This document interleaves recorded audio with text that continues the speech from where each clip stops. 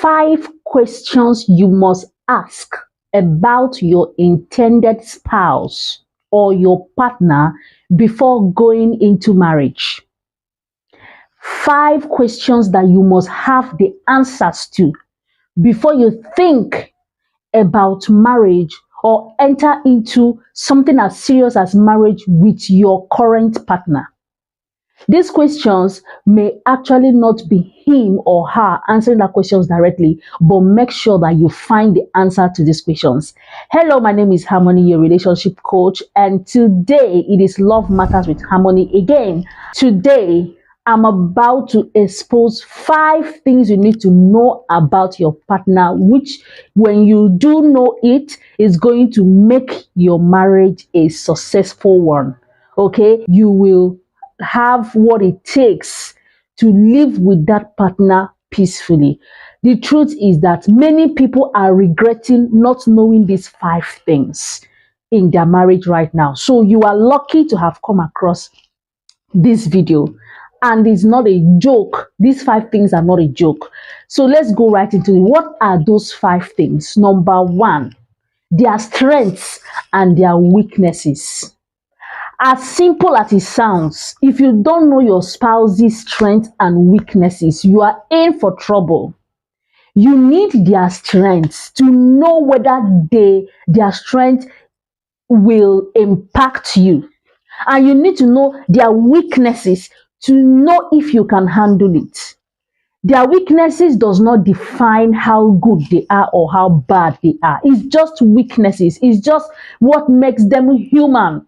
Okay, but if you don't know it, you don't know if you will be able to handle it, because there's a kind of weakness that your personality may not be able to handle.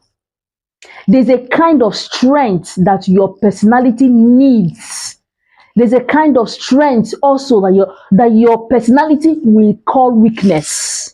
Listen, there are 4 types of personality that, like some of you have learned. We have the sanguine, we have the melancholy, we have the phlegmatic, and we have the choleric. As good as a choleric man is, he is not going to have a good relationship with a sanguine, because a choleric man does not like a talkative. Do you understand? As bad as being talkative is, a phlegmatic person loves to listen to a sanguine person. If he's the kind of person that whatever he says is even wise, or he does not just talk trash, but he really talks, then a phlegmatic person will enjoy that person more than a choleric. No matter how good you are, how wise what you are saying is, a choleric will not be able to bear with you. So you see, you need to know their weaknesses. This is just an example. There are other subtle weaknesses that we often overlook, but those things are very important. So you must ask yourself, what are my own strengths and weaknesses? And ask your spouse, what are his own strengths and weaknesses? And even if he does not know, try and find out, because everybody has a strength and everybody has a weakness. Okay, don't be carried away by love. Let me give you an example. I once fell in love with a guy, yes, and I loved his strength. I was so taken aback by his strength. I was so in love with his strength. I never asked his weaknesses. Guess what? What broke the relationship was when his weaknesses surfaced. I realized his way of handling conflict is really bad for me. I can't handle it. I realized his way of thinking is not the same. It's not my way of thinking, because sometimes we focus on the strength and we assume that the weaknesses are not there. No, my sister, or my brother that is watching me, if what you're seeing right now is just the strength alone, don't be carried away. Insist to see the weaknesses of such a person. How do they react when they are sad? This is just an example. There are myriads of kinds of weaknesses that people can show. You can't even imagine that you won't be able to handle it. We've dwelt much on these strengths and weaknesses. The next one, the second thing you must find an answer to is, what is their point of tolerance? Everybody has point of tolerance. A point where they say, I know they do again. I won't do again. What is that thing that can turn them off? that even in marriage, they will say they are not marrying again. Some people, it is cheating. Do you know some people, cheating will not make them say they are leaving the marriage? Some people, their own is something else. Some is their mother. Don't even joke with their mother. What I'm asking you now, the person you are dating that you want to marry, whether you're a man or a woman that is listening to me, do you know their point of tolerance? Do you know what they can? There are some women, they can take anything from you, cheating or beating or, but just don't deprive them of money. So you must understand this person, what is their point of tolerance. Very important, or you will be shocked in the marriage. The third thing is their values. The third thing you must ask and you know the answers is their values.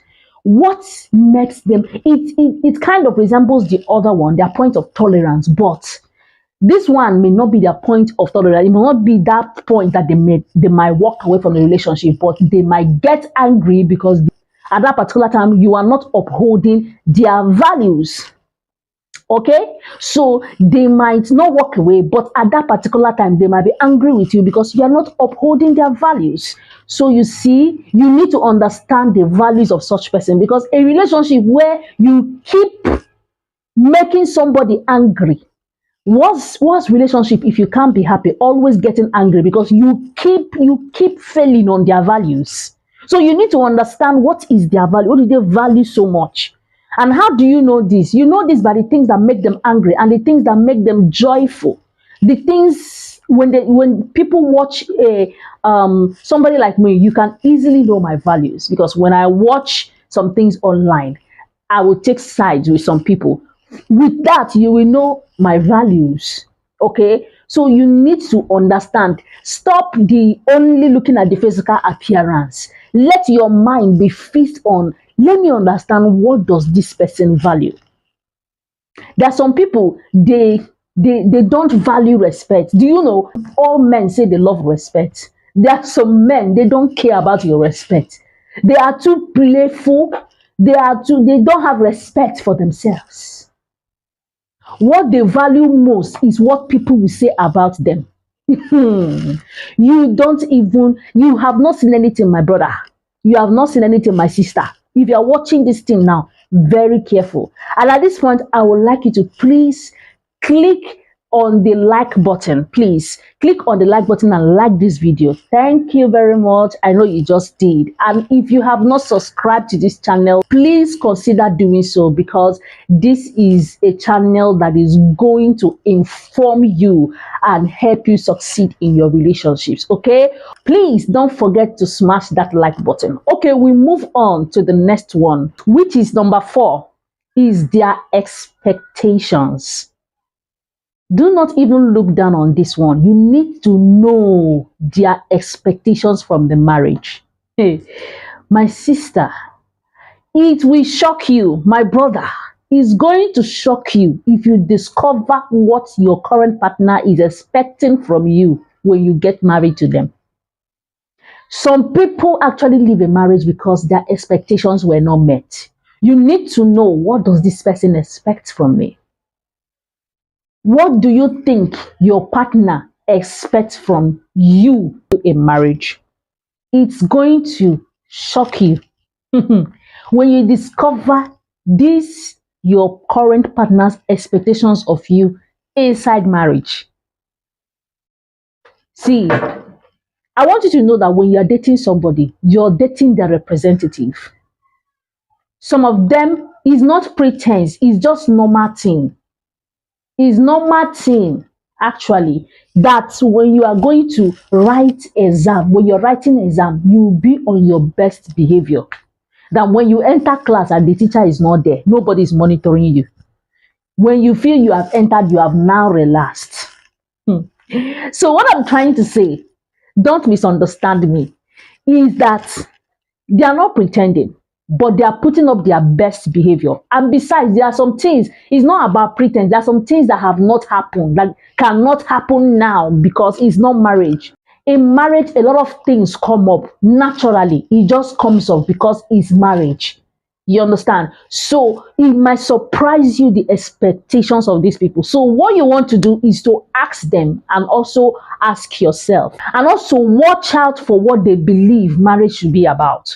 What do they believe is the role of a mother, is the role of a wife, or the role of a husband, so that you will understand what is their role. I used to laugh at people that say he was just joking. I thought it was just joke. No, even if they tell you that they are joking, that is because you asked and they feel that may stop the relationship. Okay. Sometimes too, people might tell you they are joking just to relax every situation for that moment. Okay. But the truth is, be too informed not to overlook some things that that lady is saying. Because I'm not only talking about lady, I'm just giving an example because I'm a lady. It may shock you what people actually expect from you when you get married to them. So you have to put your ears, your eyes, you have to be very observant. Like I said, don't let the physical attraction becloud your sense of reasoning. Don't let it becloud your judgment. Please and please, put your ears to the ground and get this information right. Understand what that person is expecting from you. The last but not the least is, how do they handle conflicts? How do they handle conflicts? Conflicts are going to arise. And some ladies call their mother. Some men call their mother. Some men call their friends. Some ladies call their friends in order to handle simple conflict. So you need to understand, and the both of you need to come to agreement how you'll be handling conflicts.